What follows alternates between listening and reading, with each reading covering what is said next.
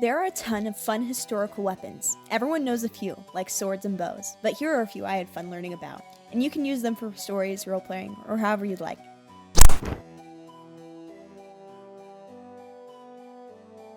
A bec de corbin is a polearm weapon with a hammerhead, spike on top, and curved spike opposite to the hammerhead.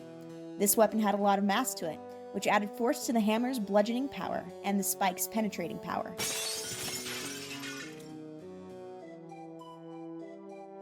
The billhook was one of the most common polearm weapons of the medieval era, primarily due to how cheap they were to make. The hook was effective in catching on armor and was used to incapacitate horsemen.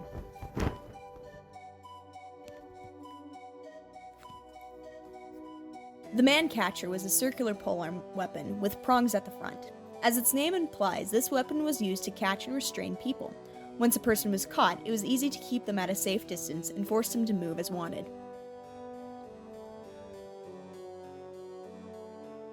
A fletched javelin adds fletching to the end, so the javelin will sail true when thrown.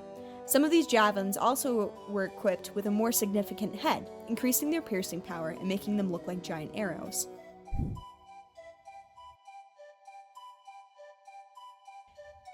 The executioner's sword was a hefty sword made for all chop and no thrust. In fact, it had no tip. This type of sword was also made without a distal taper, where the sword gets thinner near the end, increasing its mass and chopping capacity. The Guten Dog was also known as the club spear. This weapon was made from a hefty shaft with a long metal spike embedded in the far end. The horseman's pick was a warhammer with a pick. This pick penetrated mail or plate armor, with the chance of getting stuck. The weapon was initially used by horsemen in the Middle East, but was later used to pull cavalry off their horses. You good?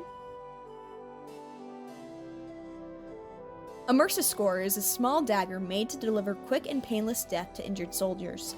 These knives were designed to be thin so they could slip between plate armor or between visors.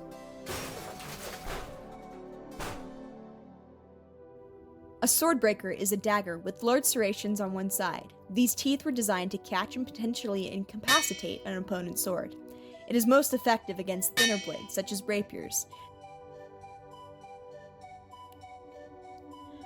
The most practical way to strike an opponent with a shield is to use the edge, which has a smaller surface area.